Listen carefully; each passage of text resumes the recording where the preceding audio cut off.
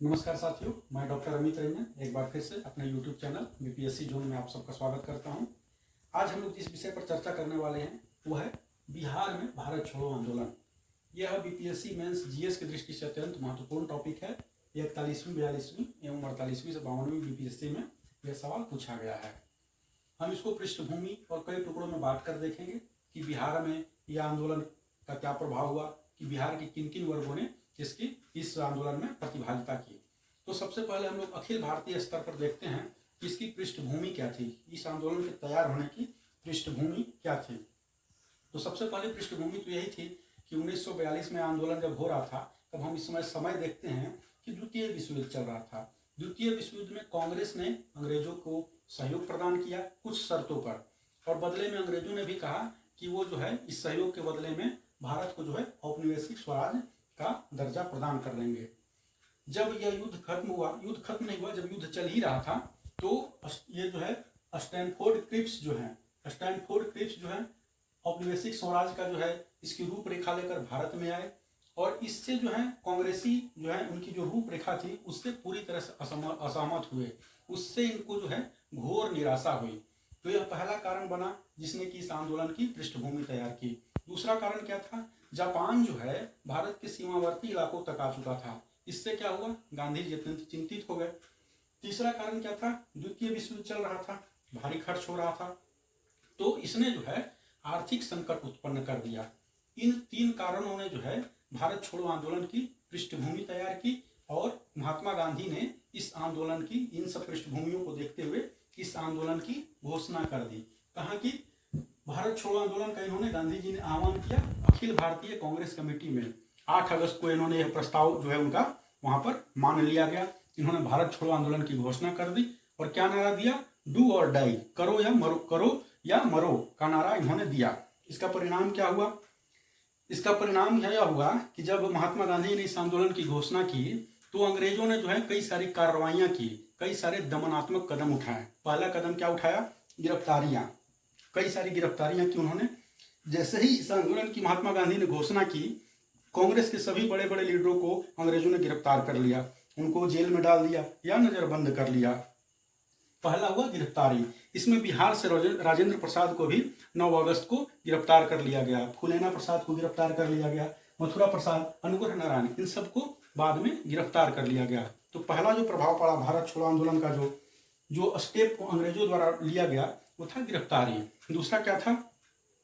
अंग्रेजों ने अध्यादेश जारी करते हुए कांग्रेस को अवैध घोषित कर दिया, और जो है कई सारे संस्थाएं जो थी, स्वदेशी संस्थाएं थी, उनके जो कोष थे उनके कोषों को उन लोगों ने यानी अंग्रेजों ने जब्त कर लिया। जैसे कि बिहार प्रांतीय कांग्रेस समिति, अखिल भारतीय चरखा संघ, इसकी बिहार शाखा का, और खद्दर भंडार, इनके खातों को अंग्रेजों ने क्या किया कि जब्त कर लिया। और जो है आगे चलकर सदाकत आश्रम को जो है उसको भी जब्त कर लिया, उस पर भी प्रतिबंध लगा दिया, घेराबंदी कर दी। और अंग्रेजों ने क्या कदम उठाए? समाचार पत्रों पर तमाम तरह के प्रतिबंध लगा दिए। तो ये जो है भारत छोड़ो आंदोलन की घोषणा गांधी जी ने की। उसके बाद जो है अंग्रेजों द्वारा उठाए गए कदम, ये सब अंग्रेजों ने दमनात्मक कदम जो उठाए, इसका परिणाम क्या हुआ? दमन जो हुआ, आम जनता के बीच क्या हुआ? बहुत ज्यादा रोष फैला। ठीक है, तो आम जनता ने जो है इन दमनात्मक प्रवृत्तियों का विरोध किया। और जैसा कि हम लोग देख रहे हैं, भारतीय स्वतंत्रता संघर्ष के दौरान हम लोग देखेंगे कि प्रत्येक जो है आंदोलन का कोई ना कोई विशेष रूप से प्रतीक उभर कर आता है। ठीक है, जो कभी वह नमक के रूप में आता है, कभी वह चरखा के रूप में आता है, कभी वह स्वदेशी के रूप में आता है। 1942 का ये जो आंदोलन था भारत छोड़ो आंदोलन, इसकी खास बात यह थी विशेष रूप से बिहार में कि विरोध का जो प्रतीक था वो क्या था कि जो भारतीय थे वो झंडा जो लहराते थे, कहाँ लहराते थे? अंग्रेजी शासन के जो ये थे, जैसे कि अंग्रेजी के ऑफिशियल्स थे, जो प्रशासनिक भवन थे, उन पर जो है वो झंडा लहराते थे। तो अंग्रेजों की दमनात्मक नीतियों के विरोध में बिहार में जो है एक झंडा, छात्रों के समूह ने क्या किया? 11 अगस्त 1942 को क्या किया कि पटना के सचिवालय भवन के सामने, पटना का सेक्रेटेरिएट भवन के सामने एक इमारत है विधायिका की इमारत पर जो है 11 अगस्त को जो है छात्रों का एकदम जो सीला समूह था उसने कहा हम उस पर जाकर झंडा फहराएंगे। झंडा फहराने को उन लोगों ने प्रयास भी किया और झंडा फहराने के लिए गए। WG आर्चर जो था उस समय वहां पर, उसने क्या कहा? पुलिस को कहा मारो। पुलिस ने कहा किसको? तो कहा इन छात्रों को मारो। कहने का मतलब यह है कि WG आर्चर ने जो है गोली चलाने का आदेश दे दिया। इसमें क्या हुआ, 7 छात्र मर गए और कई घायल हुए। 11 अगस्त 1942 को WG आर्चर के आदेश पर 7 छात्र मर गए और कई घायल हुए। उनमें 2-3 का नाम मैंने यहाँ पर दिया है, 7 का नाम आप नेट पर ढूंढेंगे तो मिल जाएगा। शहीद जगपति कुमार हैं, सतीश प्रसाद हैं, और भी उमाकांत हैं, रामानंद हैं। ये 7 में 4 छात्र हैं। बाकी 3 का नाम भी आप चाहें तो देख सकते हैं, मैंने सबका नाम नहीं लिया। तो ये 7 मर गए और कई घायल हुए। इसका परिणाम क्या हुआ, जैसे जालियांवाला बाग कांड हुआ था, उसके जो बाग हत्याकांड हुआ था, तो उसके प्रतिरोध में पूरे देश में एक रोष की लहर फैल गई थी। वैसे ही इस हत्याकांड के प्रतिरोध में विशेष रूप से भारत में, विशेष रूप से बिहार में जो है क्या हुआ, लोगों में रोष की एक बहुत तेज लहर फैल गई। 11 अगस्त को ये गोलीकांड हुआ। 12 अगस्त को पटना में बंद का आह्वान कर दिया गया, संपूर्ण बंद का आह्वान किया गया। और शाम को गांधी मैदान में, उस समय उसका नाम यद्यपि गांधी मैदान नहीं था, और ये सवाल पूछा गया कि गांधी मैदान का नाम गांधी मैदान कब किया गया BPSC में, PT में। खैर, तो उस समय जो है 12 अगस्त को शाम को गांधी मैदान में एक बहुत विशाल जनसभा का आयोजन किया गया। उस जनसभा की अध्यक्षता किसने की, उस जनसभा की अध्यक्षता जो है जगत नारायण लाल ने की। यह भी BPSC PT में पूछा हुआ सवाल है। और उसमें क्या प्रस्ताव पारित हुआ, उसमें 2 प्रस्ताव पारित हुआ। जगत नारायण लाल की अध्यक्षता में जो वो विशाल जनसमूह था, उसको संबोधित करते हुए 2 प्रस्ताव पारित किए गए। पहला कि जो संचार के साधन हैं उनको तोड़फोड़ किया जाएगा, और दूसरा जो है अंग्रेजी प्रशासन को जो है हम लोग मंद करेंगे। तो संचार के साधन में क्या आता है, टेलीफोन आता है, तार आता है, ठीक है। तो इसके लिए क्या किया, टेलीफोन और तार की जो तारे हैं, लाइन है, उनको काट दिया गया। प्रस्ताव पारित हुआ था कि हम लोग इसको संचार के साधनों को बाधित करेंगे। टेलीफोन और तार के तारों को काट दिया गया, रेलगाड़ियों की पटरियों को उखाड़ा गया, ठीक है। प्रस्ताव के अनुकूल यह काम किया गया, पटरियों को उखाड़ दिया। और क्या किया कि थानों को जलाने का प्रयास कई लोगों ने किया, थानों पर कई लोगों ने आक्रमण किया। तो ये जो है प्रतिरोध में ये यहाँ तक हुआ। अब इसमें क्या होता है, इसमें एंट्री आती है, एंट्री होती है किसकी, इसमें एंट्री होती है जयप्रकाश नारायण की, जयप्रकाश नारायण और उनके आजाद दस्ता की। आजाद दस्ता पर BPSC में स्वतंत्र रूप से एक अलग सवाल भी पूछा गया है, इसलिए इसको थोड़ा विस्तार से मैंने यहाँ पर डील किया है। तो जैसा कि मैं बता रहा था कि जगत नारायण लाल की अध्यक्षता में जो सभा हुई, इसमें निर्णय लिया गया कि तोड़फोड़ करेंगे, कार्रवाई करेंगे। तो इसको मूर्त रूप देने के लिए, इसको और अच्छे ढंग से करने के लिए क्या है, जयप्रकाश नारायण जो है इनके मार्गदर्शन में जो है एक दस्ते का निर्माण किया गया, आजाद दस्ता का निर्माण किया गया, ठीक है। कहाँ पे, ये नेपाल की तराइयों में किया गया। जैसे कि हम लोग जानते हैं कि ये जेल तोड़कर जो है, ये जयप्रकाश नारायण कहाँ भाग गए थे, नेपाल ही भाग गए थे। और वहाँ पर इन्होंने आजाद दस्ता का निर्माण किया।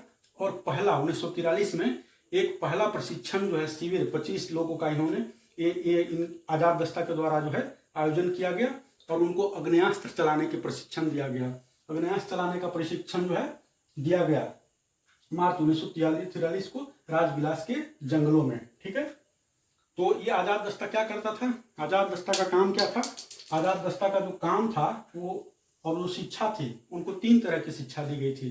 क्या शिक्षा दी गई थी, ये कि यातायात के साधन जो है उनको क्षति पहुंचाइए, यातायात के साधनों को क्षति पहुंचाइए, औद्योगिक प्रतिष्ठानों को क्षति पहुंचाइए, और संचार के साधनों को क्षति पहुंचाइए। ये आजाद दस्ता जो है यह 3 तरह की शिक्षा देता था।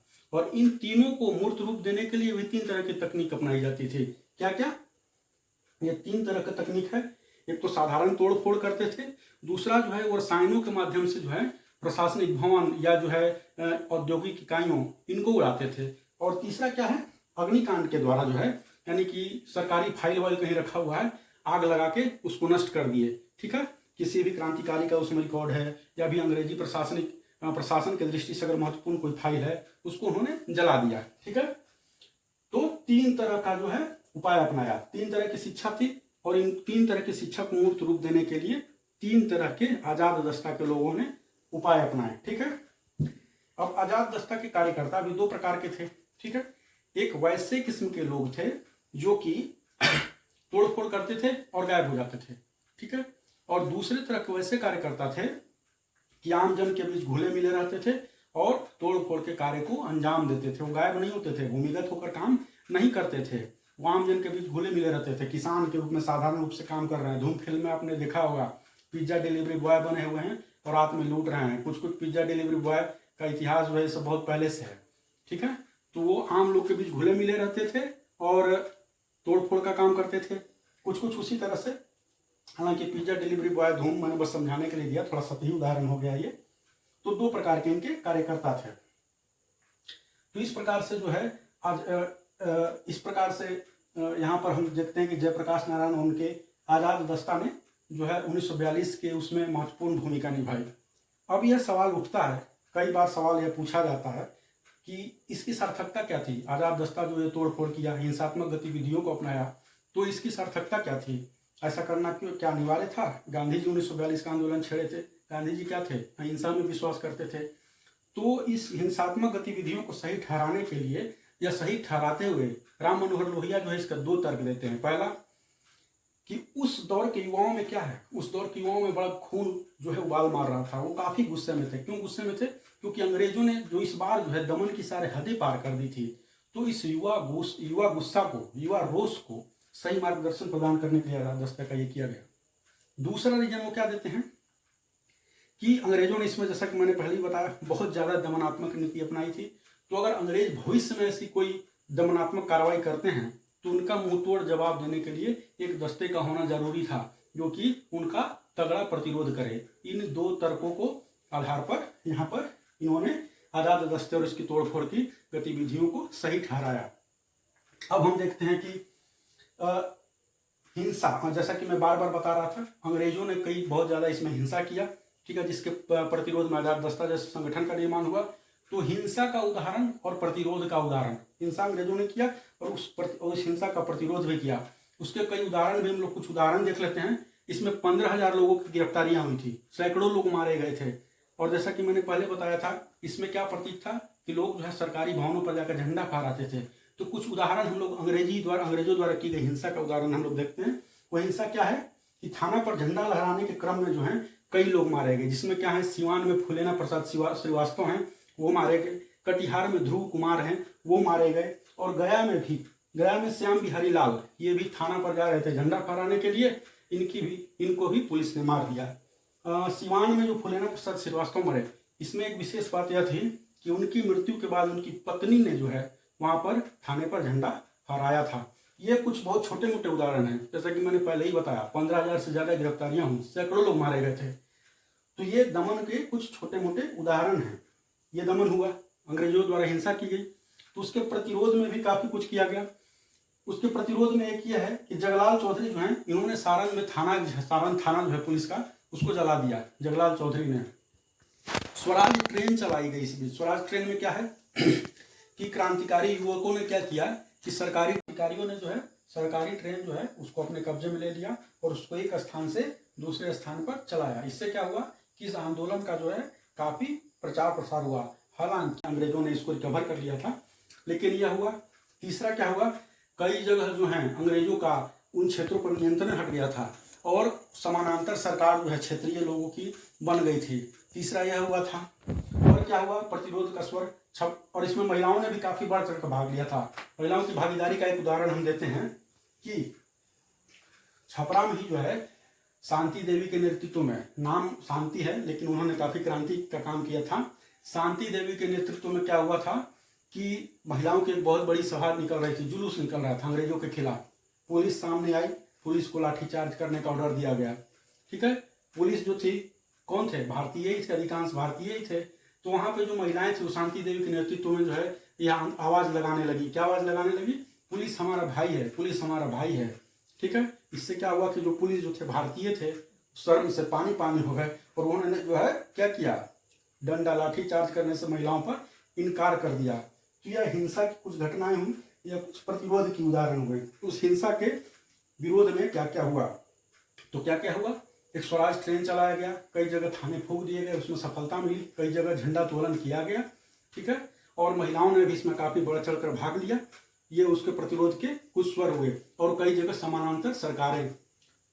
इस भारत छोड़ो आंदोलन की क्या विशेषता थी, अब अंत में हम लोग देखते हैं इस भारत छोड़ो आंदोलन की विशेषता और उपलब्धियां। इसमें विशेषता क्या थी, इसमें हिंसा बहुत ज्यादा हुई। महात्मा गांधी के अन्य आंदोलनों के विपरीत इसमें जो है हिंसा बहुत ज्यादा हुई। सिर्फ बिहार में मैंने बताया 15,000 से अधिक गिरफ्तारियां हुई, सैकड़ों लोग मारे गए थे। जब इसके जवाब में भारतीयों ने भी हिंसा किया, अंग्रेजों ने काफी दमनात्मक कार्रवाई की, भारतीयों ने भी हिंसा किया। बिहार में भी काफी हिंसा हुई थी। जब अंग्रेजों ने गांधी जी से कहा कि इसको आप कंडेम कीजिए, इसका विरोध कीजिए, तो गांधी जी ने कहा कि नहीं, हर भारतीय जो है अपना नेता स्वयं है। ठीक है, गिरफ्तारी के समय में उन्होंने कहा था कि हर भारतीय अपना नेता जो है स्वयं है। इस आंदोलन की एक बहुत महत्वपूर्ण उपलब्धि यह भी रही कि इसमें जो है कि कोई एक स्टैंडर्ड नेता था, मतलब कोई एक सेंट्रलाइज नेता नहीं था। इसने आम जन के बीच जो है काफी जो है जोश का संचार किया, क्योंकि हम देखते हैं कि जैसे आंदोलन की घोषणा की गई थी, सारे बड़े बड़े नेताओं को नजरबंद कर दिया गया था। तो हर व्यक्ति इसमें नेता, सच में नेता था। और ये आज़ादी से पहले जो है भारत की स्वतंत्रता संघर्ष के लिए ये अंतिम और सबसे बड़ा ये क्रांति था, क्रांतिकारी आंदोलन था। इसने जो है अंग्रेजी शासन की नींव हिला दी। अंग्रेजी शासन जो है इसके बाद से अपना बोरिया बिस्तर समेट के, जैसे कि हम लोग देखते हैं, भारत से वो पलायन कर गई। तो यह था बिहार में भारत छोड़ो आंदोलन, उसकी पृष्ठभूमि, और गांधी जी ने इसकी घोषणा की। तो उसके बाद अंग्रेजों ने क्या क्या कदम उठाया इस आंदोलन को दबाने के लिए, प्रतिरोध में क्या क्या भारतीयों ने किया। ठीक है, और इसके बाद हम लोगों ने यहाँ पर देखा आजाद दस्ता की 1942 के आंदोलन में भूमिका। यह बहुत महत्वपूर्ण है, अलग से सवाल पूछा जाता है। और अंत में हमने देखा कि इसका परिणाम। तो इस प्रकार से टॉपिक पूरी तरह से कंप्लीट हो जाता है। आई होप आपको यह वीडियो पसंद आया होगा। मेरे बोलने की गति शायद थोड़ी तेज रहती है, तो आगे से मैं कोशिश करूंगा कि इसको सही करूं। आई होप ये वीडियो आपको, जैसा कि मैंने बोला, अच्छा लगा हो। कुछ सुझाव, कुछ कमेंट्स है वो भी दीजिए। धन्यवाद। जय हिंद, जय भारत।